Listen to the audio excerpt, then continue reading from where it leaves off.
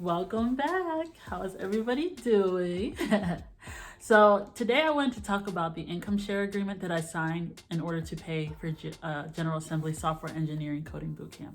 This video has been highly requested.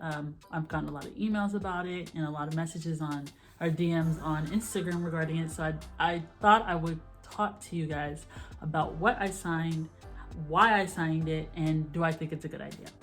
So let's get into it.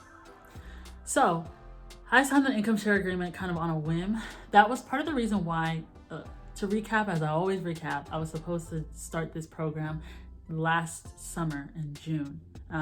And my hesitation came in because of the income share agreement and what I read.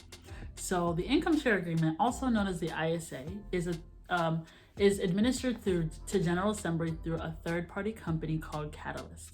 And with that company, essentially what they do is they say, hey, we'll pre-approve you or give you money to pay for this program, but when you do find a job, you need to pay it back. And how are you going to pay it back? Well, based on how much money you make, aka your income, aka the money you make before taxes once you finally get that offer after the program, we will take 10% of it. At least that's my experience. So they're going to take 10% of what I make every month for either and up to 48 months, which is 4 years, or the total amount of 1.5 times the amount of the program that I actually took out. Now, that's what was kind of funny to me, because I was like, 1.5, this program is already expensive. So for 3 months, you're gonna take out 1.5% for 3 months?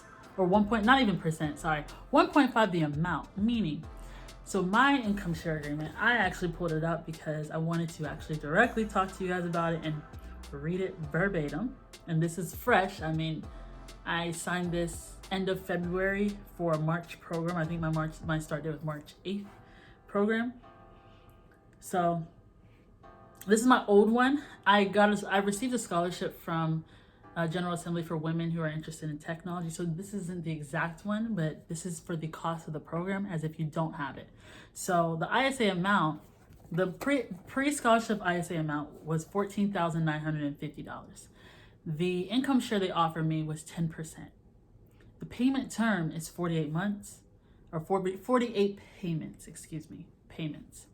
And the payment cap was $22,425. That's for 3 months. So what an income share agreement is, and I'm going to read it verbatim, okay? It is not a loan or credit instrument. It represents your obligation to make payments linked to a specific percentage of your earned income, and does not give us any rights regarding the direction of your educational training or employment pursuits. The amount you'll be required to pay under this ISA may be more or less than the ISA amount credited to your account with us, and will vary in proportion to your future earned income. If you withdraw from the program, you are still responsible for your ISA payments, subject to General Assembly's refund policy. So, what does that mean?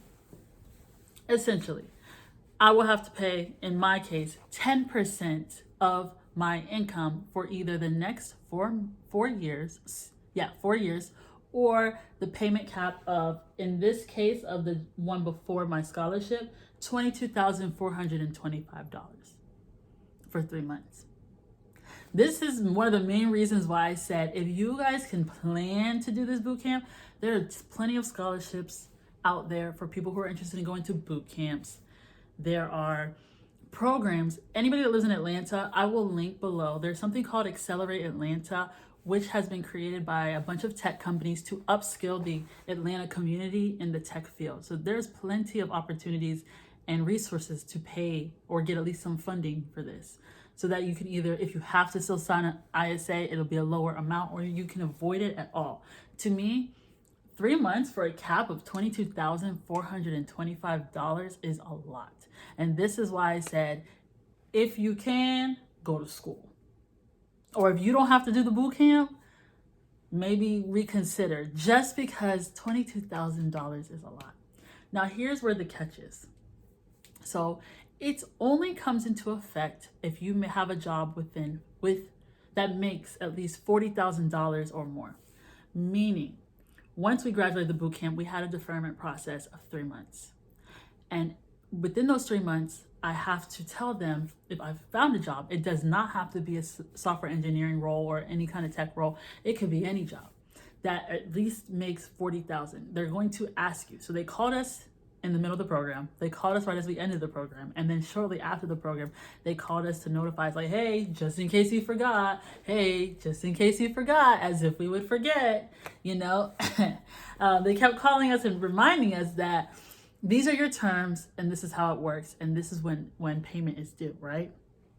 So I think that's a lot. I really do think that's a lot. And where the catch kind of comes in is with that $40,000.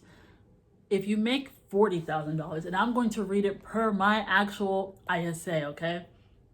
If I was to find a job that makes at minimum $40,000, and this is $40,000 before taxes, which means this is not the income that you're going to be taking home. Keep that in mind. If I found a job that made at least $40,000, my monthly payments would be or under, like, so $40,000 is where it starts. Anything under, I don't owe. You keep going into deferment. You just have to let them know. If I find a job that makes $40,000, my monthly payments per my 10% income share agreement on a $14,950 ISA that I signed. I didn't sign this one. I would owe to Catalyst $333. Now, that's not bad, okay? Because that's where the catch that I was talking about earlier comes in.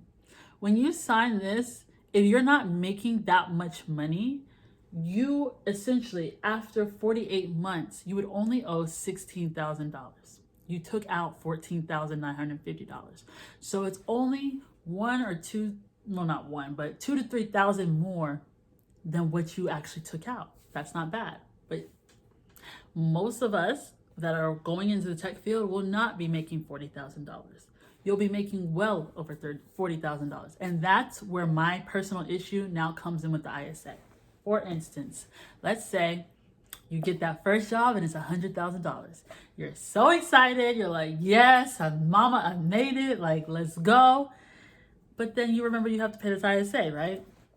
So with my ISA terms, if I have a role that's $100,000, mind you, this is before tax income, I will owe the Catalyst program $833 per month for 48 months.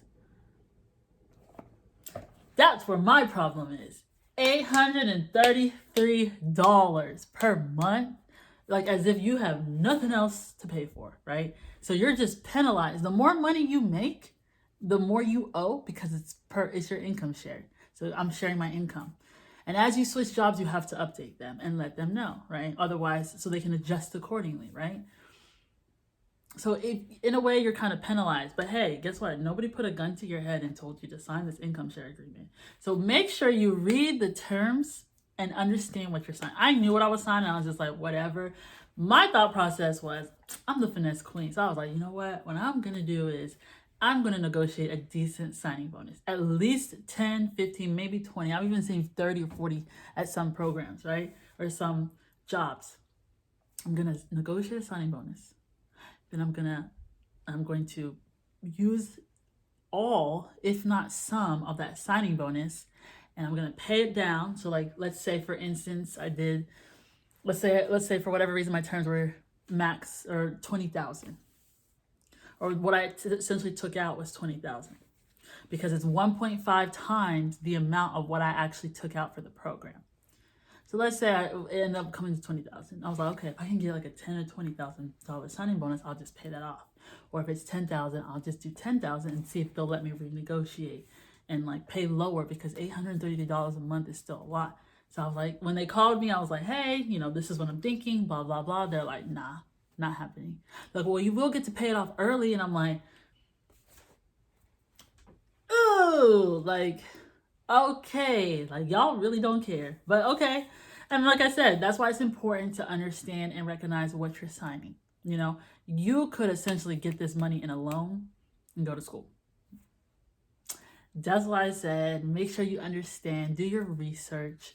You know, there's plenty of programs out there that will pay for boot camps, but if all else fails and you're like, you know what, I don't have 2 years or 4 years to sit at school, I want to get it done now, I can pass a credit check, then by all means sign up for the ISA. That's what I did. That's where I'm at currently.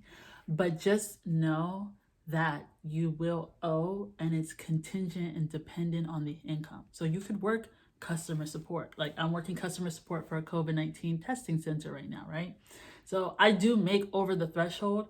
However, I won't be owing that much, but I'm not going to be here forever. This is a temp job while I'm studying and applying. So it's beneficial if you don't have that job. However, I know I'm not going to be here for 4 years, and most of us will not be here for 4 years. Eventually, you will get that first role. You just need that first yes, and then you'll move on from there. So that's the terms and conditions and the income share agreement. Do I think you should sign it? I say explore all your resources, exhaust all your resources, and if all else fails, then sign it. But again, know what you're getting into. And I think that's very important to note when talking about the income share agreement and one of the ways to pay for boot camp. So coding boot camp. So that's all for me. Those are my thoughts on the boot camp. If you have anything else you want to ask, please feel free to ask in the comments down below.